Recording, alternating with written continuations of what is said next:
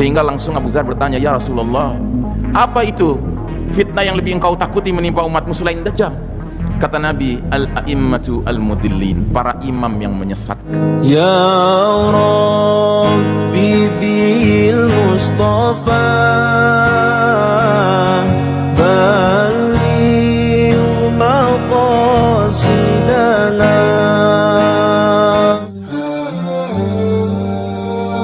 Nah, jadi saudaraku rahimakumullah, lebih parah lagi kata Nabi SAW, dan Allah menanamkan penyakit al-wahan di dalam hati kalian.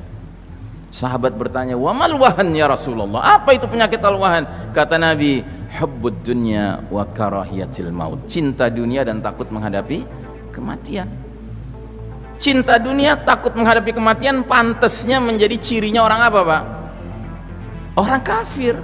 Orang kafir itu cinta dunianya luar biasa, Pak. Orang kafir takut matinya luar biasa. Kenapa? Karena mereka menganggap dunia is everything, dunia itu segala-galanya. Sampai-sampai ada film James Bond, judulnya apa? The world is not enough, dunia ini nggak cukup. Saking serakahnya mereka. Itu orang kafir, Pak. Kalau kita orang beriman seperti orang kafir juga kaedahnya, apa bedanya kita dengan mereka? Iya kan? Maka coba lihat pendahulu-pendahulu kita, para sahabat radhiyallahu anhum ajmain, di dalam hati mereka yang ada bukan hubbud dunia, hubbul akhirah, hubbullah, hubbul jannah, itu yang mereka cintai. Hubbus syahadah, cinta mati syahid, itu yang ada dalam hati mereka.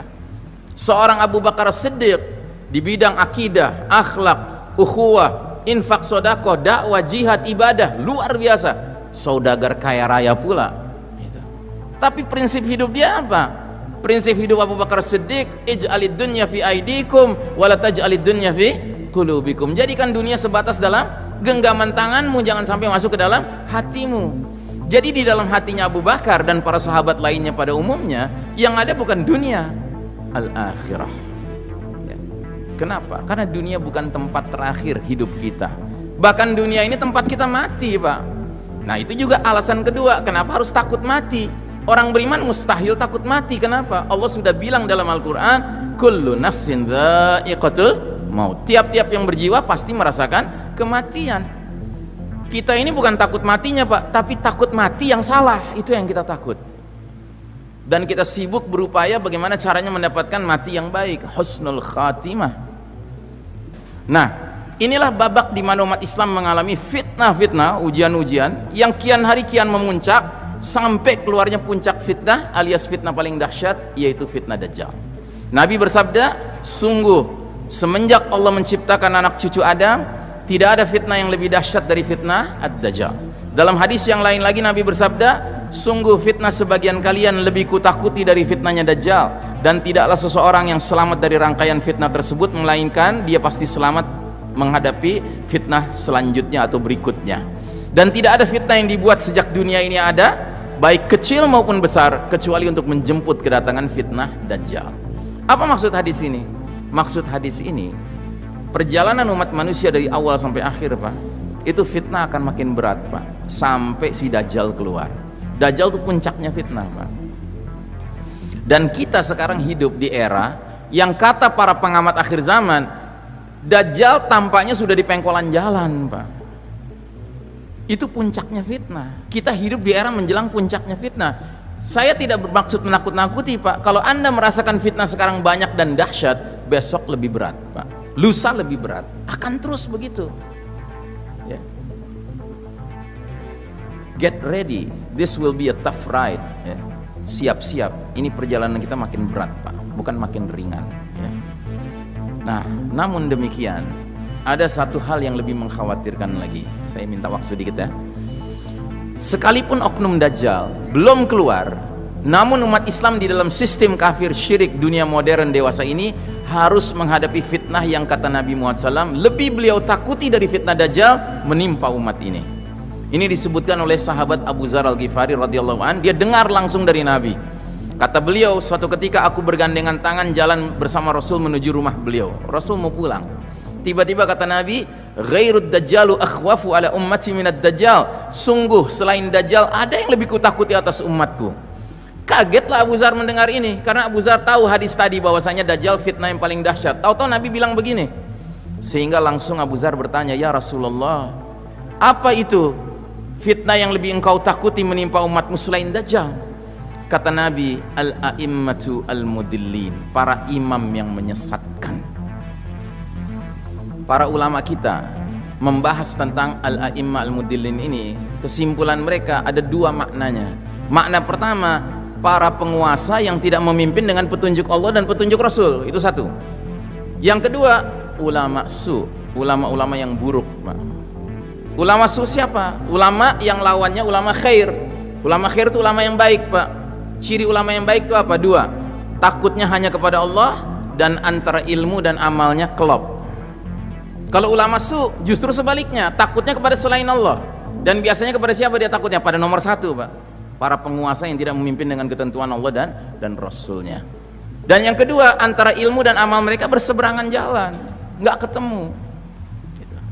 Pertanyaan saya, di zaman kita sekarang ini, makna yang mana yang hadir? Nomor satu apa nomor dua? Apa? Paket hemat, Pak, dua-duanya hadir. Gitu. Bayangkan ya. Makanya kacau, Pak, dunia sekarang. Yang punya otoritas sosial politik dengan yang punya otoritas keagamaan kerja sama, ya kan? Sehingga udah sezolim apapun si pemilik otoritas sosial politik ini, yang punya otoritas keagamaan mengatakan, jangan dikritik, khawarij kamu mengkritik. Nauzubillah min dzalik. Ya. Dalam Islam yang namanya pemimpin itu ada dua macam. Makanya Nabi sampai mengatakan, sekalipun kamu dicambuk ya kan tetap taat sama dia. Itu kapan? Di babak ketiga tadi. Dulu di babak ketiga, ketika khalifahnya masih menyatakan Quran dan Sunnah sebagai sumber keputusan. Ya. Nah, jadi saudaraku rahimakumullah, sampai Nabi mengatakan dalam sebuah hadis, sudah sampaikah kepada kalian, sepeninggalku nanti akan muncul para pemimpin yang barang siapa memasuki mereka itu maksudnya mendekati mereka, sekitar mereka, mendukung mereka, ya kan? Kedua, membiarkan kedustaan mereka, dan ketiga, mendukung kezaliman mereka. Kata Nabi, tiga kesialan dia akan dapatkan. Yang pertama, lastu laisa minni, dia tidak termasuk golonganku, nggak diaku sama Nabi sebagai golongan Nabi Muhammad SAW.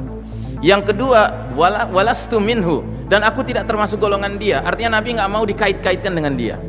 Dan yang ketiga, dia tidak akan mendatangi telagaku. Telaga Nabi itu adalah al-haud. Di hari berbangkit nanti Nabi berdiri di samping sebuah telaga, isinya air jernih, air bersih. Dia akan bagikan kepada setiap muslim yang datang kepada dia.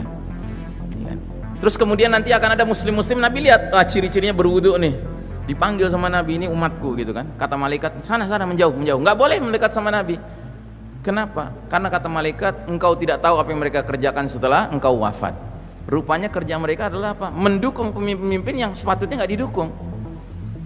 Karenanya Nabi terus mengatakan, adapun barang siapa yang tidak memasuki mereka, jadi nggak deket-deket sama mereka, jaga jarak, terus tidak membantu kezaliman mereka, tidak membenarkan kedustaan mereka, tiga fadilah mereka akan dapatkan. Pertama, fahuwa minni, diaku sama Nabi sebagai golongan umat Muhammad SAW. Wa ana minhu, dan aku bagian dari dia. Nabi mau diasosiasikan dengan muslim tersebut. Dan yang ketiga, dia akan mendatangi telagaku. Nah, jadi saudaraku rahimakumullah, fa'tabiru ya ulil absar, berfikirlah wahai saudara-saudaraku yang mempunyai akal, bahwa hakikat kepemimpinan bukan sekedar dia secara formal diaku sebagai pemimpin, tidak, tapi dia memimpin dengan ketentuan Allah dan Rasulnya. Itu yang menjadi sebab kita mentaati dia. Tapi kalau dia tidak mengajak kita kepada Quran dan Sunnah, apa alasannya kita mengikuti dia? Ya.